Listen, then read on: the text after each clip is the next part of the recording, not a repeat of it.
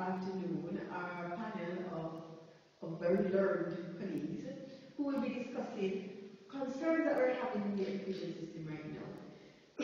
Excuse me. Now, as you know, the education system is undertaking a series of transformation, and we're looking at what place do teachers play, what role do students have in the whole concept of learning and teaching. And we certainly want our teachers to continue to collapse along the way. So we certainly hope that we can help to resolve some of these issues that we're having.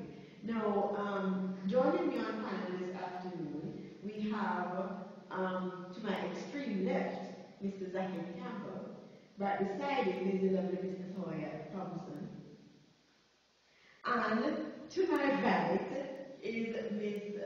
Marshall Matthews. Now, these colleagues of mine have come this afternoon because we are all very interested in what is to happen for our students. And as we know, we are moving into the 21st century where we need 21st century learners.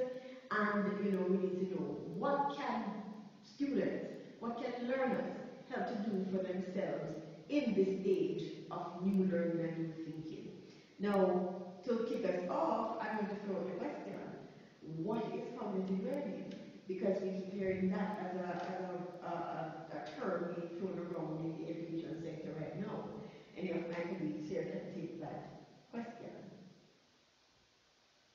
I think cognitive learning has to do with using your conceptual skills. So we all know that we come to the table. All learners come to the table with something, right? And when you learn something new now, you apply that to new situations, basically. So that's the foundation of really cognitive thinking, using mind skills then. So would you say it's playing on students or the learners' mind to get them to learn, to get them to acquire knowledge or playing to... Right. So we don't want learners to be just mere reflectors. They now have to use their mind. Can I? To just jump right in, Ms. Ricketts, I think that these 3-year-olds or 4-year-olds would have the necessary skills to learn, but it's just that as teachers we need to tap into their skills, and based on what the cognitive theory suggests, is their brains, the mind skills, and so they have the mind and they just need to start thinking. And so what we're doing, we're basically initializing their mind to start thinking, doing internal processes, doing analytical thinking, solving problems, etc. So we're starting what is there. So it's like a dormant clock that the teachers would start. They get them to a place where you want them to be goal setting. You want them to be adaptable to your continuous monitoring. You want them to have that curiosity, because without curiosity you cannot learn. That is true. I think it starts with us as teachers. Funny, just last week we went to a training seminar I had in CCAM, the advertising in CCAM. But interestingly enough, there were persons who the goal was to train us as teachers how to teach students how to take care of our wetlands and birds and environmental issues.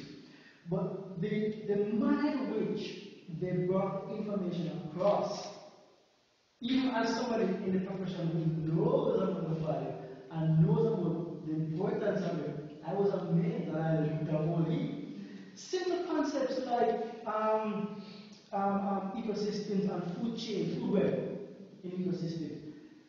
She brought out games.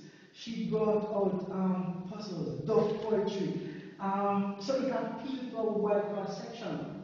Her goal was to have the learner most of the time having a great appreciation for it, right? And what she did was to have us.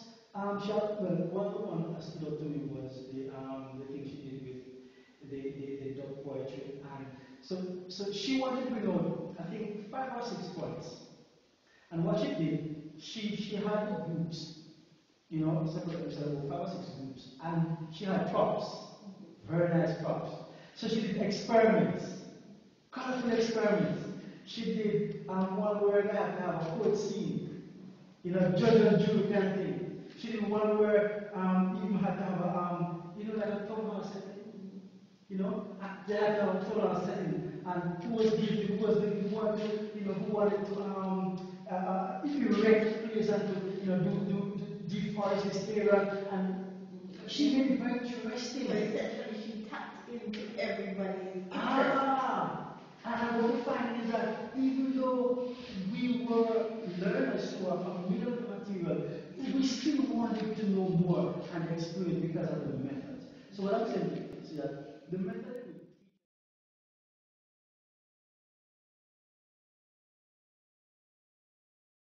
to disseminate information, you know, having been more, we call it student-centered, more involved. Yes? Yes.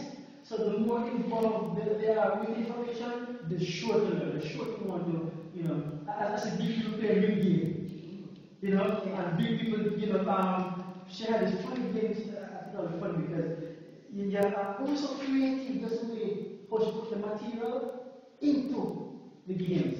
And not only that too, Mr. Campbell, just adding to it, that's the facilitative style really, but also you would want to, when you're thinking about goal setting, you want to think smart, you want to write in a smart format, where you have specific and strategic things that you want the students to learn, and it's about what they learn and by who or who is learning, right? And you want to have goals that are measurable.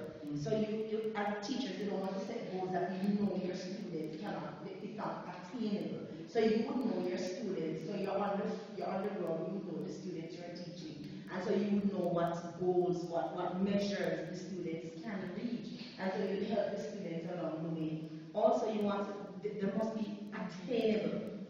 So you don't set unrealistic goals. They must be attainable. So the students must attain these goals. And they must be result oriented. So the students will learn, and whatever they learn, they will then disseminate the information in their mind the way how they learned it. And then afterwards they will analyze what they have learned in a time-bound manner. So they will produce what they were taught, what they added to what they were taught, and then give you the result of what they perceive what you taught them to be. And so you will teach them in a smart manner, focusing on the student's education, or the student learning process here, where the student would learn the topic and grasp it well, not only for the class setting and to regurgitate on an exam, but for lifelong skills, so that as adults, when they listen, these things will assist them in being good citizens in their country and in their community. I want to play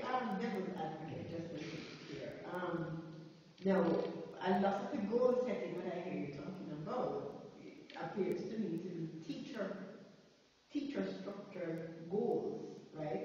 Now, if we are trying to get our students to think in a cognitive manner, it means their brain needs to be active. So, how does goal setting go therefore for the students themselves? How do you move from this part where the teacher is setting the goals to a place where the students are interested in setting goals for their own learning? Because without, as we said, I think we said before, without curiosity, you can't learn. If I may just say, goal setting is both ways, right? Right.